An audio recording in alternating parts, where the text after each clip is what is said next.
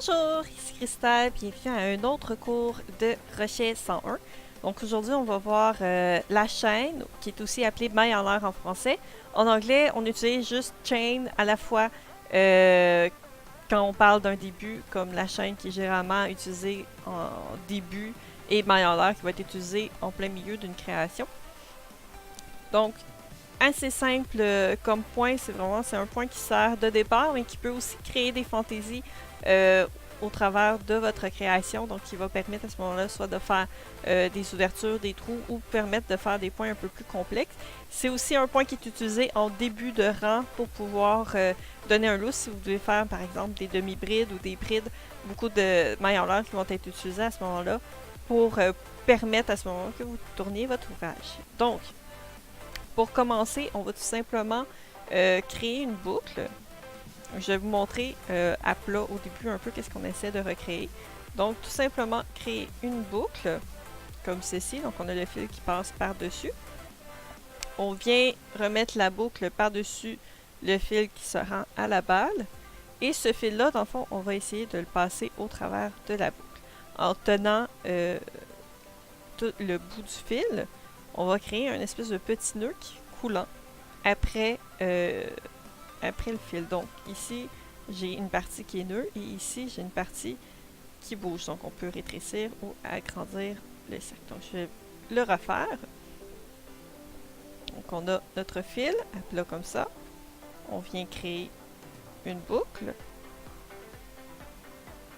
On vient mettre la boucle par-dessus le fil qui se rend à la balle. Ce fil-là, on le passe au travers de la boucle et en tenant le fil de fin, on tire pour créer notre nœud coulant. Il existe, ça c'est vraiment pour vous montrer comment faire le nœud coulant de façon basique. Moi je le fais normalement avec mon doigt. Donc tout simplement passer au travers des deux doigts comme ça. Des fois ça peut être un doigt, ça dépend comment vous vous sentez à l'aise. Avec mes deux doigts, je viens chercher... Non, on voit pas beaucoup. Donc, avec mes deux doigts, je viens chercher le fil qui sera à la balle, tout en tenant le bout. Et c'est ce qui va me créer, dans le fond, ma boucle.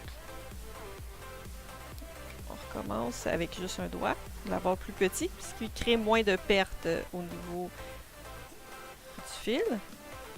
Donc, comme ceci, on tourne, ce qui fait notre petite boucle. On vient chercher le fil de la balle qui passe au travers et en tirant sur le fil de début, ça resserre notre nœud coulant autour du fil. Donc on passe le crochet au travers avant de resserrer, sinon ça se défait tout simplement. Donc ici, souvent au tout début, je vais tenir mon fil pour permettre de faire une pression. Donc on fait une jetée, on passe au travers de la maille du crochet et on vient de faire une première chaîne. Donc ça va se représenter sous une espèce de forme de V.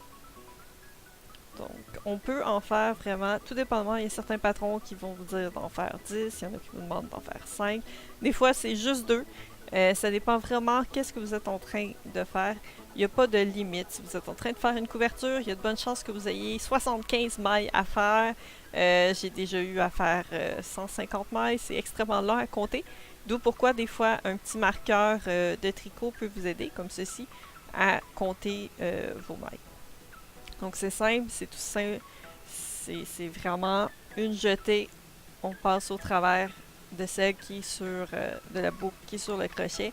Vous pouvez, si vous avez besoin d'arrêter votre ouvrage, tout simplement tirer un peu sur votre maille, ce qui permet à ce moment d'enlever votre crochet. Et ça reste quand même assez stable. Bien sûr, si on tire dessus, tout se défait. C'est vraiment le crochet, c'est un principe de nœud. Donc, à partir du moment qu'on commence à défaire le nœud, on peut défaire l'ouvrage au complet. Donc, vraiment, une jetée, on passe au travers de la boucle. Et c'est le même principe quand vous êtes en train de faire un ouvrage.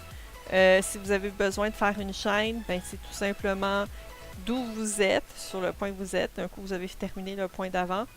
Faites juste mettre une jetée sur le crochet, passer au travers de la boucle Et voilà, vous avez fait une chaîne 1. Donc, ou une maille en l'air, comme je vous dis, les deux sont utilisés dans les patrons en français. Dans les patrons en anglais, que ce soit britannique ou US, c'est tout le temps chain qui va être utilisé, que ce soit pour la partie maille en l'air ou la partie chaîne, puisque c'est exactement le même principe que vous faites. Ça fait un principe de tresse, un peu comme impression. Donc, tous les petits V, à chaque V, c'est une maille. À chaque fois que vous avez besoin de faire un point à partir d'une chaîne, c'est toujours à partir de la deuxième chaîne. Vous pouvez difficilement piquer. Pourquoi? Je vais vous montrer si vous piquez dans moindrement que vous tirez, ça va défaire la chaîne. Donc, puisque ça devient plus fragile à ce moment-là, c'est difficile de faire un point. Si vous faites le point, il va se défaire puisque c'est pour piquer à l'intérieur de où est-ce que vous avez fait, donc le fil va se repasser. Donc c'est toujours deux chaînes, la deuxième chaîne à partir du crochet. Vous piquez tout simplement dans la première boucle en haut, puis vous allez chercher une jetée ou passer au travers et vous faites le point que vous avez besoin. Des fois, ils vont vous demander de mettre une jetée avant de piquer dedans. Ça peut arriver des fois que vous devez aller piquer dans le troisième, un troisième maille, 1, 2, 3. Ça peut arriver des fois que ce soit la cinquième, ça dépend beaucoup du point que vous devez faire. Mais jamais, jamais, jamais dans la première maille du crochet. Si un patron vous dit de piquer dans la première maille, continuez à lire ou poser des questions à la personne qui a fait le patron. Ça se peut qu'il y ait eu une erreur à ce moment-là. Donc voilà, c'était la chaîne. J'espère que ça vous a aidé à mieux comprendre sur le crochet. S'il y a des points que vous voulez savoir plus de détails ou des vidéos, n'hésitez pas dans les commentaires à écrire le point que vous désirez voir. Abonnez-vous à la chaîne pour pouvoir avoir d'autres astuces sur le crochet. Merci beaucoup d'être venu et à une prochaine!